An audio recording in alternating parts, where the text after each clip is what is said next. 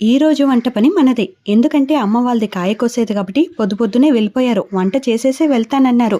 కానీ 6:00కి అలా వెళ్తారు. ఆ లోపలే వంట చేసేస్తే మనం కూడా తినాలి కదా! నేనైతే వేడిగా చేసుకుని వస్తాలే మమ్మీ, నేనుంటాను కదా అని పెద్ద వీరంగిలాగా చెప్పాను. ఆ పొయ్యి ముట్టించి వంట చేసే లోపల చాలానైతే ఏమీ అవ్వలేదు. ఎందుకంటే నాకు పొయ్యి ముట్టించడం అలాంటివన్నీ అలవాటే కాబట్టి పెద్దగా కష్టమైతే ఏమీ లేదు.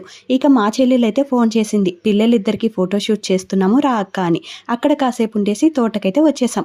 ఎంతసేపు కాయ కోస్తున్నాం అంటున్నారే, ఏం కాయ అని అనుకోకండి, మామిడికాయలండి. మామిడికాయ సీజన్ కదా! మీకు కనబడే దూరం అంతా మా అమ్మ వాళ్ళదే అని చెప్పలేము. ఎందుకంటే ఇది ఒక సంవత్సరం పాటే అమ్మ వాళ్ళది, ఆ తర్వాత వేరే వాళ్ళది. ఇలా లీజుకి తీసుకుంటూ ఉంటారు. కాయ కోసిన తర్వాత అది వేరే వాళ్ళది, ఎవరిదో అంతే. ఇక అక్కడనే భోజనం చేసుకుని చాలా వేడిగా ఉందని చెప్పి జ్యూస్ కూడా తెచ్చుకుని తాగేశామన్నమాట. మండే ఎండకి మామిడికాయలు బాగా మెక్కాను. ఏమవుతుంది